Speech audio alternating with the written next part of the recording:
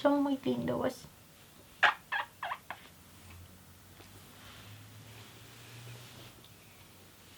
Hello, my name is Cassie, and here I'll talk about media that I find interesting. Now, in this particular spring afternoon, my intention is to talk about the 2010 Disney remake of Alice in Wonderland, power systems and female empowerment.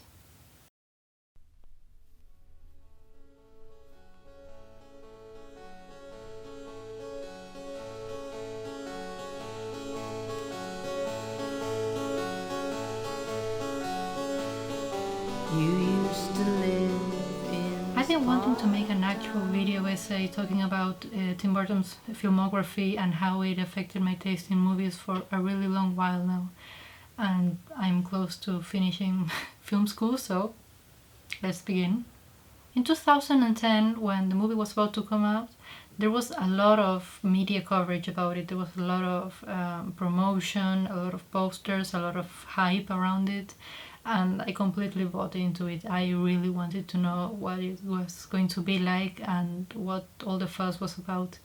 I have been was basically following Tim Burton's career since a pretty young age, so this was a really exciting moment for me. I got the book novelization even before I saw the movie. I eagerly awaited for the release date. I even wanted to go to the movies and watch it in the cinema on the day of its release. I was really looking forward to it. And then I saw it, and I really didn't like it. Well, I did like it alright, but it didn't really feel good enough for me. And more or less at that time it was when I began to question if my faith, if my affection for the Tim Burton filmography may be misplaced. But the more I thought about it, the curiouser it seemed. What did I really expect from it, and how did it let me down? Well, I'll try to find out. Let's see how deep this rabbit hole goes. Just a heads up, I'm not going to resume the whole movie. If you're here, I'm guessing that you know what the movie's about. Also, I don't think I'm going to be able to make a summary of the movie in a way that's entertaining. So, the Wikipedia page has all the information you need. Just give it a quick read. Let's go.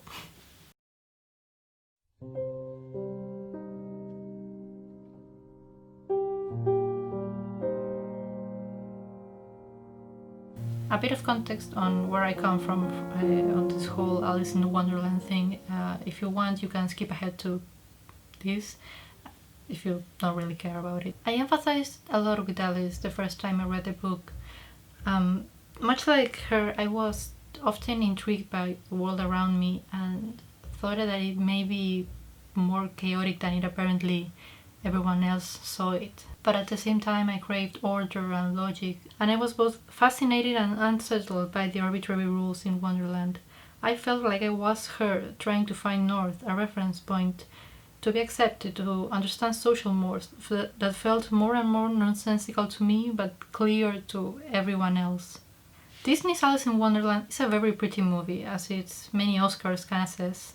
It's designed by very talented and experienced people, and it's truly a reminder of the fact that there are so many great designers and artists working in Hollywood to make the most beautiful decorations possible. It may sound a bit shallow, yes, but I do think that the aesthetic is a big part of both Disney and Burton's success. Maybe even the most essential part, even the only part. A match made in heaven, one could say. However, I want to state right now that the movie was written by Linda Woolverton, who also wrote.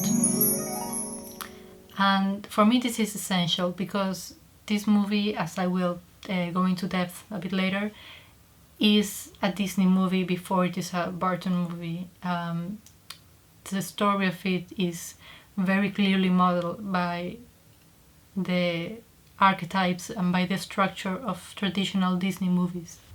I'm really happy that Disney put her instead of some other Burton-approved writer, mostly because Woolverton actually seems interested in the story, and she hits a lot of beats that happen in her own Disney stories. Of course, Burton brings his own entourage because he's almost defined by the bingo featured Burton associates.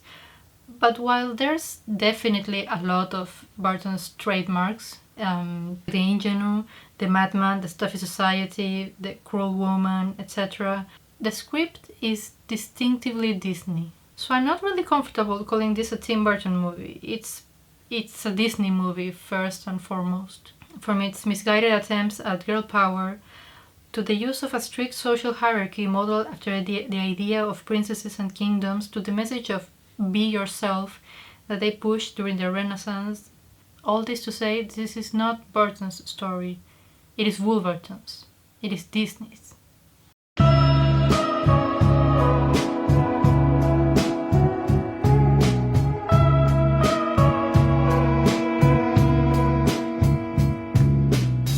movie starts with a young Alice telling her father that she fears he has become mad. This is important. Here we are immediately told that this Alice is more conscious than her book counterpart.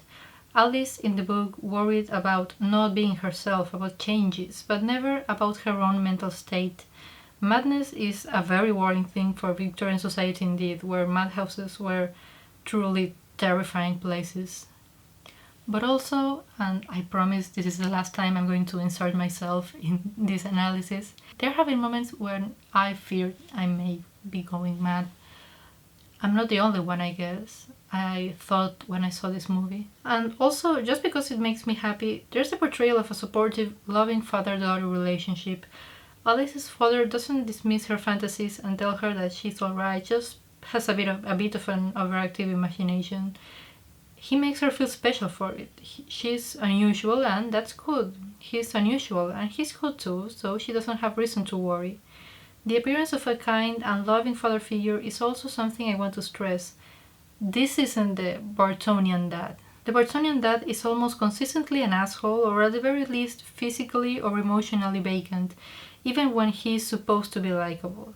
The Disney dad, however, is kind, reassuring, and a bit fumbling sometimes, but never, or at least not consistently, outright cruel. This is important, again, to consider how the movie sees some authority figures. So let's see what authority figures are in this new story. There's the mother, replacing the dead father in a subversion of the dead mother trope. She does do the same thing Disney dads do, stifling their daughter's free spirit, wanting them to conform to society's expectations. Then there's Hamish's mother, another example of women trying to force Alice to conform to the expectations of society. But where are the men? The men, yes, like Hamish, who does literally nothing but propose. Then there's his father, Alice's father, old business partner. But he's a good man. He was her father's friend after all.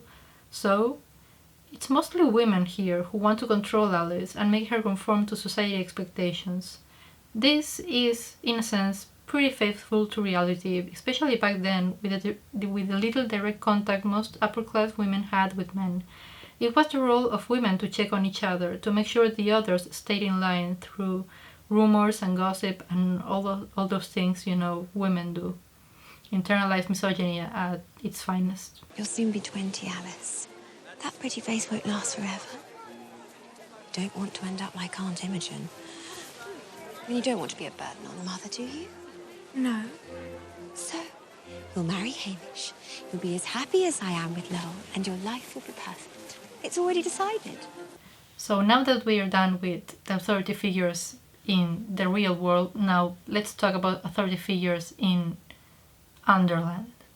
The White Queen, the beautiful and gentle woman, remembered by her court as fair and just, in contrast to the cruel, ugly, and insurrecting Red Queen. But at the same time, while Alice being responsible in the real world means taking initiative and defying what has been decided for her, in Wonderland, or Underland as the characters named it, the prophecy is a necessary thing to do. If she doesn't kill the beast, then the Red Queen cannot be defeated. Then the evil autocracy remains.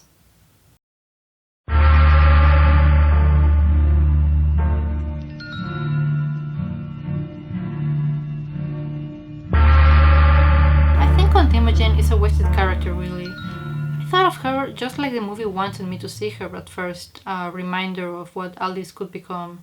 An old woman who clings to fantasies, left alone with no love or respect from anyone. Don't want to end up like Aunt Imogen. That's a legitimate fear. I had that fear, I still do, and I think that probably a lot of other people do, not just women, but also men and people of any genders. Being a spinster and dying unloved is still something people worry over, and it's a reminder of the time in which this story takes place, where a woman's value was as a wife, as a provider of children, and as a caregiver. An elder woman with no beauty to give her more chances at marriage is a sad sight to the society, and something most women wanted to avoid. But once more, there's the fact that her fantasies of a loving husband aren't really comparable to the fantasies of Alice, and that tangles even more the already complicated story. I think I'm going mad. I keep seeing a rabbit in a waistcoat. Can't be bothered with your fancy rabbit now. I'm waiting for my fiancé. You have a fiancé? There! Did you see it? He's a prince. But alas, he cannot marry me unless he renounces his throne. It's tragic, isn't it? Very. Why is it that Imogen's fantasy of a kind lover are sadder than Alice's? Is it because she has no chance of ever fulfilling that? How different is her dream of romance in old age different to Alice's desire for liberation and independence? Why do we look down on Imogen's fantasy and not on Alice's fantasy? There is no prince, Aunt Imogen. You need to talk to someone about these delusions. Especially keeping in mind Tim Burton's track record on female characters, I don't think any of it would be here without Linda Woolverton's screenplay. And I think her efforts are valuable, even if a lot of people complain that Alice is a flat, unlikable character or something along that line of thinking. I think Alice is very much a Disney princess style character, with all the good and bad that entails. She's not unlikable to me, by any means. She's not meant to be complex or have any particular character traits beyond confused and afraid of responsibilities and retaining some of the creativity and rebelliousness of early youth. I like this for a simple Disney character. She's Belle and Jasmine rolled into one, while her design, of course, has been carefully mandated by Burton to fill his blonde ingenue quota. Because, gotta fill that bingo card. But apart from that, the lack of choice in Wonderland, where she must assume the responsibility as ordained soldier, real Alice, doesn't scream girl power to me, no matter how big the sword she yields is. And funnily enough, while her deciding to fulfill the fantasy prophecy and not obeying to the real-life prophecy she was arranged for her to fulfill, could be seen as choosing her own path and making her own choices rather uncharacteristically for women in her time, and deciding to go all Nellie Bly and becoming a businesswoman, she decides to do so by going to China and trading goods during the last half of the 19th century, during Imperial England. Do you think Margaret Thatcher had girl power? Yes, of course. Do you think she effectively utilized girl power by funneling money to illegal paramilitary death squads in Northern Ireland? I don't know about that. Is this contradiction due to one destiny being cool and empowering and the other socially acceptable in ways that strip one's power in a less cool and empowering way?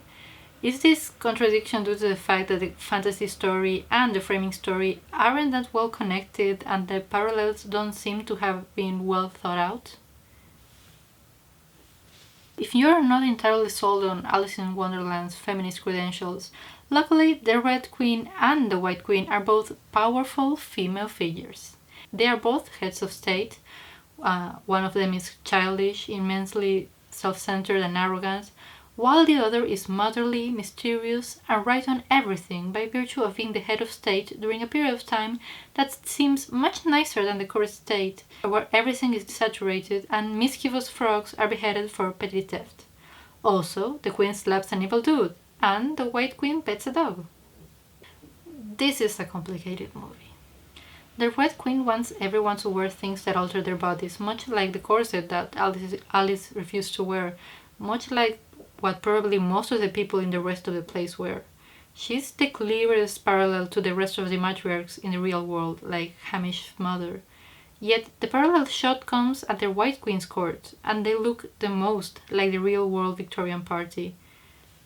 So what's the meaning here? Are both the Red Queen and the White Queen supposed to be these sort of matriarchal representations of authority? Is the White Queen really the good one, or is she like just a stand-in for Alice's mother, the one who's kind of controlling but probably ultimately kind of right too?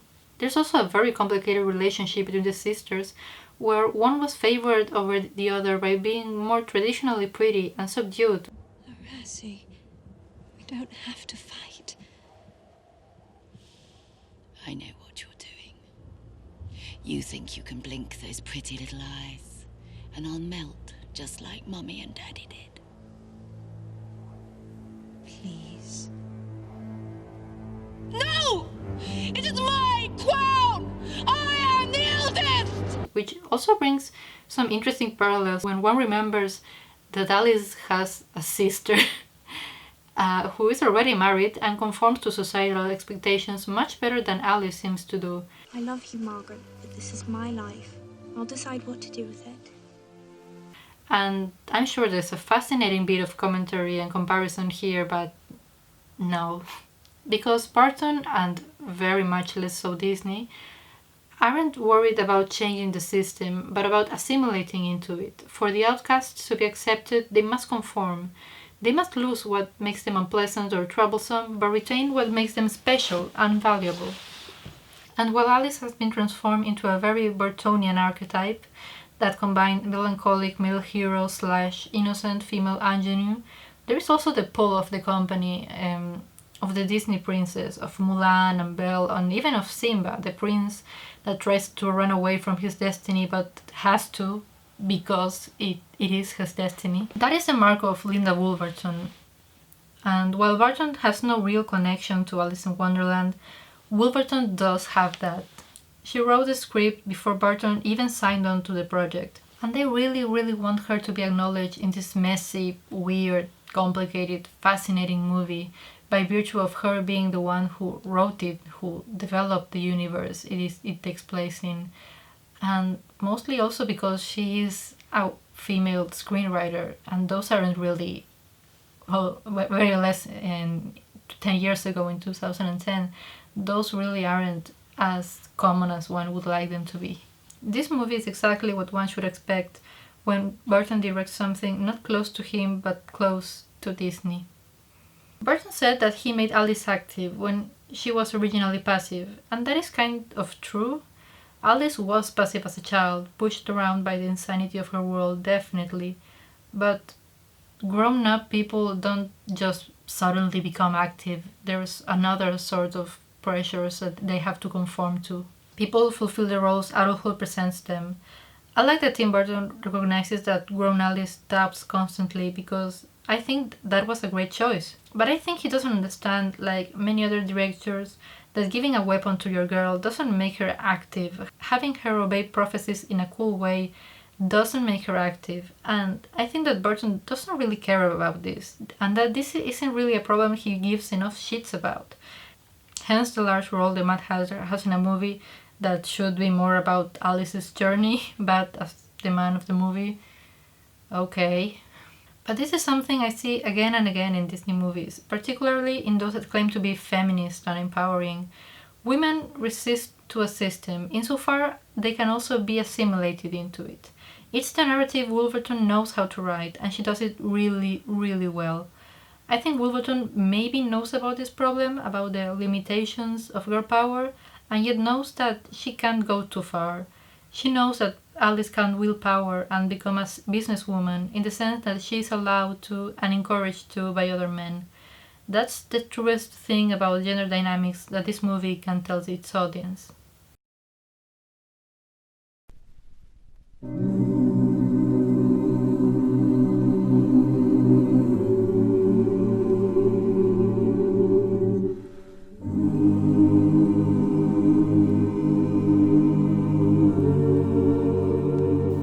doesn't make movies for outcasts. He makes movies for teenagers.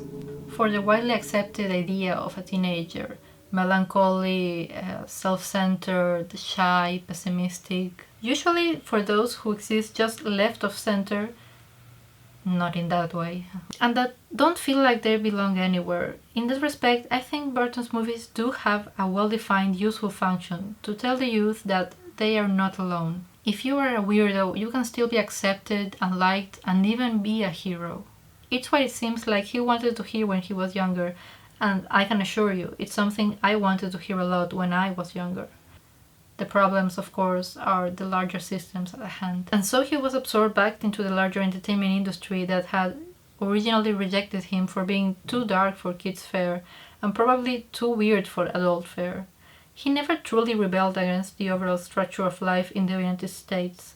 He was perceived as unusual in the large scheme of things, but he longed for the acceptance inside that same structure, and so he was, when it was clear that he appealed to a certain demographic, that his movies could be sold to those who wanted novelties that still felt familiar and comforting. The problems come when he starts adapting things to fit his narrative of the larger systems, accepting and assimilating the strangers into them. Sometimes these narratives are negated, as with Nightmare Before Christmas, which tells you not to aggressively take something that you deem as strange and fascinating that isn't yours for your own fulfillment, and with Corpse Bride, that ultimately tells you that while life may seem drab, stifling and terrifying, there are things worth living for, and death can't be used as an escape. Yet more often than not, these messages, while good, don't come as often as the idea that strange people are wacky and cool, and that they are valuable to the system at large, and that their peculiarities are all the sort of thing that can be accepted and embraced and commercialized, or downplayed and ignored as one prefers it. And this is why Burton's movies, in my opinion, can be so complicated and, for me, so fascinating. They champion acceptance of the strange and unusual, while at the same time confining the strange and unusual in a very specific box. Those outcasts must be able to be consumed if they want to be accepted. There's a need to conform so strong in a lot of Tim Burton movies that feel so deeply teenager-like in attitude. And I swear I'm not wanting to talk down to him or his movies or his fans. I'm still one of those. Teenagers and the adults who can't get over the issues that arose in adolescence have a constant fear of acceptance and also of banality. The middle stage between the comfort of childhood and the excitement of adulthood makes for this very difficult place when one wants to have an identity of one's own but also fears more than everything to be like everyone else. So Tim Burton had his cake, and 82 he became acceptably strange. I don't want to say that he sold out, because he did not. He was never independent, I think. He never offered a critique of society that went deeper than any teenage idea of rebellion, of defining one's identity as something different than the rest, while simultaneously being lauded as being a hero, a special one. And again, that's not me saying that it is necessarily bad. This is what teenagers do. This is what I did. And though I may be ashamed, seeing myself reflected on it told me that I was not alone. And that's something I think teenagers should hear more often. Your feelings are normal. Talking down to people who can't figure themselves out and have difficulty balancing the fact that there are responsibilities waiting for them is not very productive and not particularly helpful. Being a teenager is hard, as lame and immature that may sound. But when all the stories present a surface-level understanding of the world and refuses to acknowledge that there are deeper issues underneath, that's an issue. As a 13-year-old, I had a feeling the movie wasn't good, but the scene where Alice slays the Jabberwocky had a distinctly powerful feel to it. I ignored that the story was selling me a system where Alice was compelled by no real reason than supposed fate and destiny to fulfill a random prophecy to dethrone a queen, topple an established system, kill monsters, and save a land she does not belong to by getting involved in shady at best, opposing political sides despite personal risk of injury or death. I just really cared about cool warrior girls swinging a cool sword. I wanted to be her, I related to her, I knew she was scared, but that she was doing it anyway. I related, but that's how they get you, isn't it? Because this isn't a story about freedom or empowerment or independence like the girl power promotion of the movie wanted to be seen as. It was about responsibility, commitment, and obedience. It wasn't about backing a system, it was about finding your place in it. It's kind of funny that this movie, where the government systems, where economic systems, where gender and societal systems are so important, is supposedly a relative of a story all about the distortion and absurdity of the systems from the eyes of a child. Here the systems may appear cosmetically weird and confusing, but we are helpfully given explanations to why the world works like it does. It's a fantasy adventure movie, it is expected for it to do so. Apart from that, the high point of the movie is when Alice grows up and learns about the uses and meaning of the systems she was confused by as a child. She learns that the reason the Red Queen was so strange wasn't because she was an impulsive character in a universe where consequences seem to have no meaning and where there is no semblance of actual order, just empty titles. Here, the Red Queen is an honest-to-God tyrant with a Freudian excuse who plots and schemes. Alice assumes her role in a system, skewing her given role as a married woman and taking the one usually given to men, an economic outlet for her curiosity. On top of that, she's actually just taking the role of her father in his business, not following the footsteps of her mother but those of her father. She's not making a new path, really, she's choosing the less traveled road of those available to women of her economic and societal position of the time. And this is good, because yes, hooray that Alice can escape the path others chose for her instead of being eventually forced to accept it like in her fantasy world. But all in all, the business career she leads for herself feels empty. She doesn't have to fight or work for the business position. She seems to basically inherit it. The bravest thing she does, the biggest choice she makes about herself, about her future, is refusing to marry her fiancé, to defy the future decided for her, the one her sister chose. But what were the stakes? Being a pariah, the disapproval of her mother, a chiding from the upper class, the risk of becoming Aunt Imogen. It's just an apparently not that well thought out career path. I think there's some missed potential here, but oh well, the movie is chaotic enough. But let's go back to the systems. I think it's important to acknowledge that Disney stories, and thus Woolverton scripts, often have that idea baked into them, that the power system is good and righteous. There's a good power system, a new bad power system comes, we, the heroes, need to return the universe to its previous, peaceful, normal state. In the way, heroes also learn about responsibility as they accept their role and importance inside those systems, often as a vital part in the maintaining of those systems through political means in which their identities are entrenched, such as Jasmine, Simba, and Mulan. It's not difficult to imagine a moment in the script where Alice was the heir to the throne of Wonderland, and that's why the prophecy needs her to step up and fight, making Alice finally a Disney princess. Can you imagine? And that's the thing, without a strong enough excuse to tie her to the restoration of the White Queen's reign, we have no reason to care about Alice's place in this power system. Why should she fight at all? She often stays to help the Mad Hatter of all people, who supposedly she befriended years ago when she first came to Wonderland. Is that a good enough a reason to involve herself in fraught foreign politics? Especially in a world she isn't sure is real at all, a world she made an effort to forget? And so the thing is, why bother with these systems in the first place? Why obey them? Why fulfill the prophecy? Why not defy them when they seem to be confusing, useless, and do more harm than good? I think here is where Alice resembles more the Alice from the book. She craves a sense, of logic, of order, of security. The world can be freeing and wonderful when there are no rules, as a Disney animated movie showed. But chaos also means greater risk, a feeling of being lost, a constant threat of the unpredictable. Alice, despite her father's kind words, is afraid to go mad. and so Alice is tasked to bring order to a chaotic world, or rather to a system that makes as much sense as the one that came before, just that this one throws her in a situation that is overtly violent.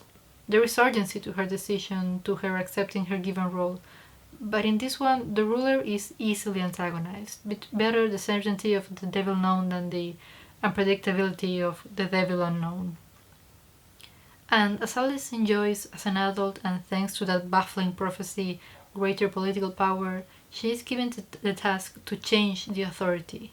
She gives in to societal pressure, accepts her responsibility, slays a giant monster, overthrows the local government, becomes a useful member of society, and takes her position in the social hierarchy.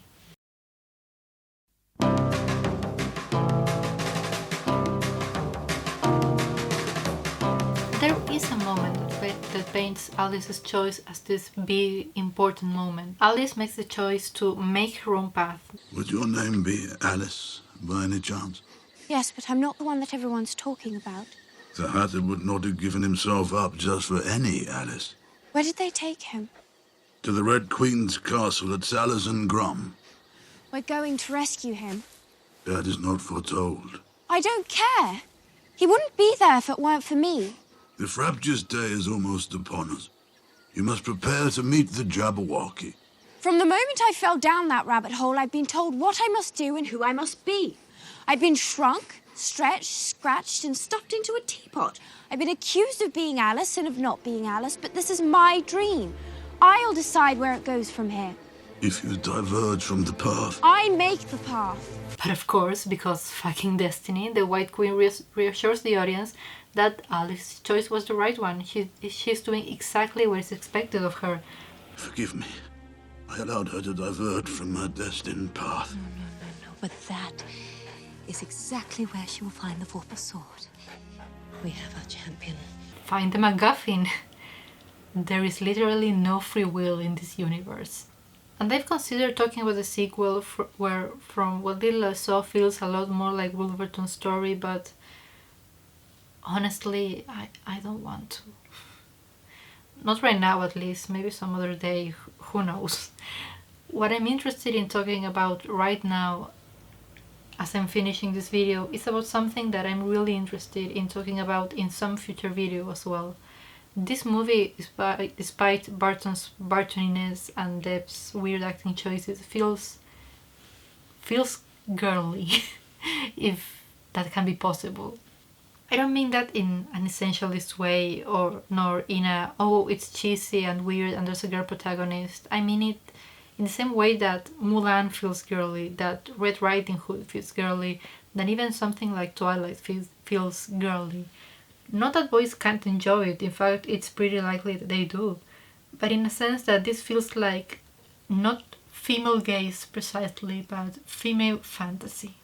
In the vein of Jupiter Ascending or Wonder Woman, the fantasy of taking the traditional hero role and seeing yourself in it, where the world validates you constantly, tells you you're special, as it did to so many other male characters. And despite not really liking it, this movie attracts me like junk food. I think that this may be what little girls felt when watching Cinderella or Peter Pan or Sleeping Beauty back in the 1950s. I don't know. But now, when watching it, especially that action scene, I feel like Luke Skywalker, like Neo, like Harry Potter even, brandishing his sword, facing a villain with a cool voice. I feel not necessarily empowered, but at least a sort of swelling of pride, a cathartic feeling of accomplishment. Off with your head! Also, I'm gay for girls in armor.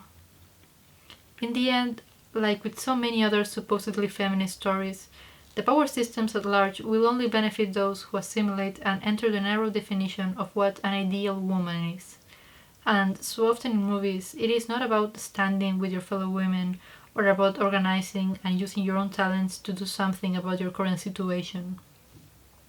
It is a prize for obedience, a privileged place of relative authority and freedom, given not to the skilled, but to the gifted. I hope this hasn't been too confusing for you all. I'm sorry if my thoughts were a bit scattered. I made a script and I think it was good enough, but maybe probably it should have had a little more rewrites. But anyway, I think it's good enough, and I think most of the points I wanted to make have been communicated.